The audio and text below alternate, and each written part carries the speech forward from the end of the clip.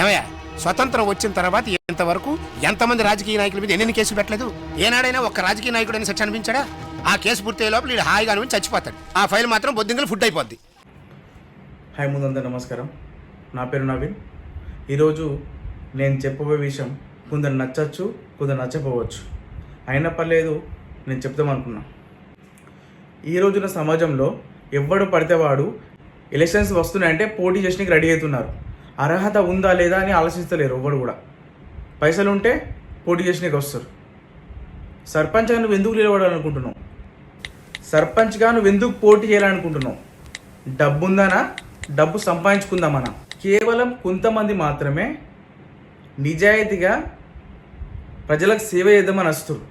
కానీ వాళ్ళని మనం గెలిపివ్వం. ఎందుకంటే వాళ్ళు మనకు డబ్బు పంచరు కనుక. మనకు డబ్బు పంచేవాడే కావాలి. మాకు డబ్బు పంచేవాడే కావాలి, మాకు డబ్బు ఇచ్చేవాడే కావాలి, మేము వానికే ఓటేస్తాం అని మీరు ఇలా ఉంటున్నారు. కాబట్టే రాజకీయ నాయకులు ప్రజల సొమ్ముని విచ్చలవిడిగా ఖర్చు పెడుతున్నారు. ఇకనైనా మానుకోండి. ఎవడైతే డబ్బు ఇస్తుండో వాడు గెలిచిన తర్వాత దానికి రెండింతలు సంపాదిస్తాడు. నీకు 500 ఇచ్చినోడు రేపు నీకు అవసరం వచ్చి నువ్వు గ్రామ పంచాయతీలోకి పోతే ఆ సంతకానికి 5,000 తీసుకుంటాడు. ఇది గుర్తుపెట్టుకోను. నువ్వు 500 తీసుకొని ఓటేస్తావు, నీకు 5,000 తీసుకొని సంతకం పెడతాడు.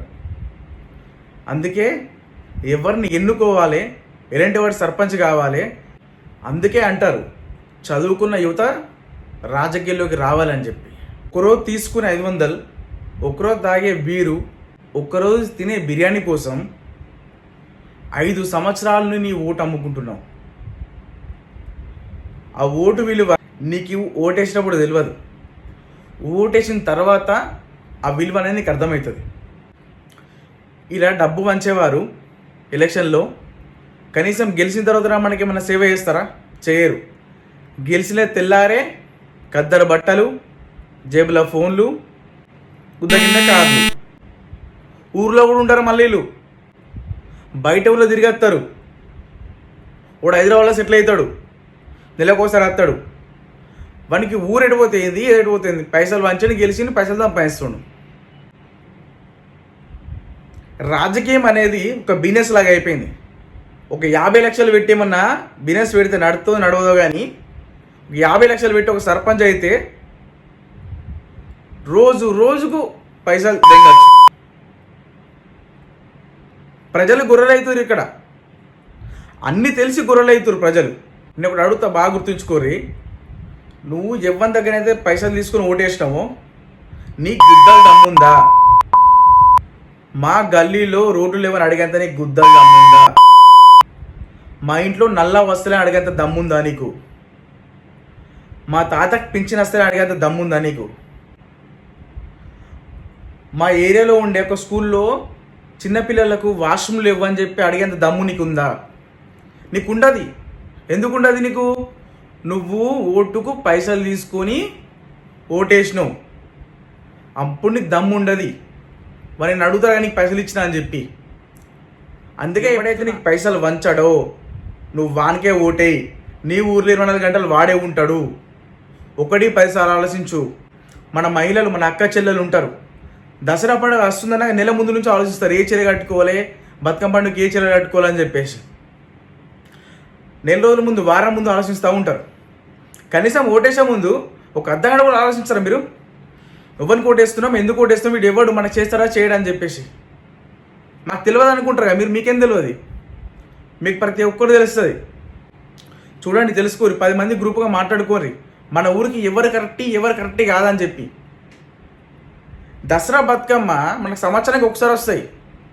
కానీ ఎలక్షన్స్ 5 సంవత్సరాలకు ఒకసారి గుర్తుపెట్టుకోరు మీరు. మీకు రేపు పొద్దున నీళ్ళు వస్తలేంటే కారణం సర్పంచే. బాగా గుర్తుపెట్టుకోరు. మీ ఏరియాలో పందులు తిరుగుతున్నాయి, కుక్కలు తిరుగుతున్నాయి, అక్కడ డస్ట్ తీయకుండానే ఇవన్నీ జరిగేది. ఇదంతా సర్పంచ్ బాధ్యత. ఇదంతా చేసేది సర్పంచ్. ఏం చేయాలి? ఊరు మొత్తం తిరుగుతూ ఊర్లో ఎక్కడెక్కడ సమస్యలు ఉన్నాయని చెప్పి తిరగాలి. కద్దర బట్టలు వేసుకొని వేరే ఊరిలో వండద్దు పోయి. అర్థమవుతుందా? ఇది బాగా గుర్తుంచుకోరి. ప్రతిరోజు మీ ఊర్లో ఎన్ని వార్డులు ఉన్నాయో ఒక్కొక్క రోజు ఒక్కొక్క వార్డు అని చెప్పి ప్రతిరోజు సర్పంచ్ అనే వాడు తిరుగుతూనే దానికి ఒక వాల్యూ ఉంటుంది సర్పంచ్కి. మీరు గెలిపించింది ఎవడు? పైసలు తీసుకుని ఓట్లేసినోడిని. అసలు గెలిపించినప్పుడు మీరు నన్ను అడగలేరు, మీకు భయం. అందుకే నీతి నిజాయితీగా మీ ఊర్లే ఉండే ఎంతమంది మీ ఊరు నించుంటారో సర్పంచ్కి అర్హత ఉన్న వాళ్ళు, అందులో ఎవరు కరెక్ట్ వాళ్ళు ఎవరు కరెక్ట్ కాదని చెప్పి ఒక్కటికి 10 మాటలు ఆలోచించే మీరు ఓటేయాలి. మన ఊర్లు బాగుంటేనే మన దేశం బాగుంటుంది. ఫస్ట్ మన ఊరు నుంచే స్టార్ట్ చేద్దాం. ఫస్ట్ నువ్వు మారు, తర్వాత నీ ఊరు నీ ఇంటి పక్క అందరు మారుతూనే ఉంటారు. పైసలు తీసుకుని ఓటేసి ముందు ఆలోచించాలి. 10 సార్లు. నువ్వు బిల్డింగ్ కట్టుకుంటున్నావు అని తెలుస్తూనే ఆ సర్పంచ్ ఒకరు పంపిస్తాడు, ఓ 50,000 పట్టుకురావు అని చెప్పేసి. నువ్వు ఇవ్వకుంటే ఆ సర్పంచ్ ఏదో ఒకటి వేసి నీ బిల్డింగ్ ఆపిస్తాడు. అది మీ అందరూ తెలుసు. ప్రతి గ్రామంలో జరిగేది ఇదే. అందుకే సర్పంచ్గా ఎలాంటివన్నీ ఎన్నుకోనో అలాంటివన్నీ ఎన్నుకోవాలి. నా ఇష్ట రాజ్యంగా నేను చేస్తా, నేను గెలిచిన తర్వాత నేనేం చెయ్యా అని ఉంటారో చూసినావా? అసొంటోళ్ళను నడి రోడ్డు మీద కసీర్ కాడ బట్టలిప్పి చెట్టు గట్టేసి రౌతు. అర్థమవుతుందా? మనయ్య జాగిరి కాదు సర్పంచ్ అంటే. ఊరు మొత్తాన్ని చూసుకోవాలి సర్పంచ్. ఊరుకు పెద్దోడు. మీ ఊరిలో ఎప్పుడైనా గ్రామసభ పెడుతుర్రా? ఒక్కరైనా పోతుర్రా గ్రామసభకు? పెట్టకుండా ఎందుకు పెడతారని అడుగుతుర్రా? గ్రామసభ ఎందుకు జరుపుకుంటారు? మీ ఊరిలో మీ విలేజ్లో ఎక్కడైతే సమస్యలు ఉన్నాయో ఆ సమస్యల్ని మొత్తం తెచ్చి గ్రామసభలో అందరం కూడా అలా చెప్తే అర్థమయ్యేటట్టు చెప్తే మీకు నెక్స్ట్ ఆ సమస్య ఉండకుండా చేస్తారు. మన గ్రామసభ తెలియదాయే, మనం తెలుసుకోమే, ఎందుకు ఎడుతామో అడగమే. గ్రామసభ అనేది తప్పనిసరిగా ప్రతి ఊర్లో జరగాలి గ్రామసభ. ఎందుకంటే నీకు సమస్య ఉంటే నువ్వే చెప్పుకోవాలి, ఎవ్వడు చెప్పడు. అందుకే చెప్తున్నా, సర్పంచ్గా ఎన్నుకునే ముందు 1కి 10 సార్లు ఆలోచించుకోండి. వీడు సర్పంచ్గా అర్హుడేనా కాదా అని చెప్పి. ఎవరికో ఓటేసి మంది పెద్ద కులం అని చెప్పి మనం భయపడకుండా ఉండకండి. మీకు నచ్చిన వానికి, మీరు చెప్తే పనిచేసేటోనికి వానికే ఓటేసి వాడిని గెలిపించుకోండి. మీ ప్రతి సమస్యని చెప్పండి. సర్పంచ్ నాకు ఇది నాకు అయింది, నాకు ఇది కావాలని చెప్పి. నీకు సమస్య అప్పటిదప్పుడు సాల్వ్ అవుతుంది. ఎవరికి వేసేవాడు ఊర్లో ఉండడు, వానికి వేసి వేస్ట్. మీరు బాగా గుర్తుంచుకోండి. 24 గంటలు ఊర్లో ఎవడైతే ఉంటాడో వాడినే గెలిపించుకోండి. కానీ మనం ఇలాంటివన్నీ కుర్చీలో కూర్చోబెడుతున్నాం, 500 తీసుకొని ఓటెత్తున్నాం. మనకు అవసరం వచ్చినప్పుడు 5,000 తీసుకొని సంతకం పెడుతుండు. అలాంటి మనకి మనం ఓటేసేది మనం. సిగ్గుందా మీకు? ఏమన్నా ఏం ఆలోచిస్తున్నారు మీరు? మీ జీవితాలు మీరే కలువ చేసుకుంటారు. సర్పంచ్ అని వాడు తప్పు చేస్తే ఎదిరించి మాట్లాడి పెద్దల దగ్గర దిద్దలు దమ్ముండదు. ఉత్సవం తీసుకుని ఒక్కొక్కడు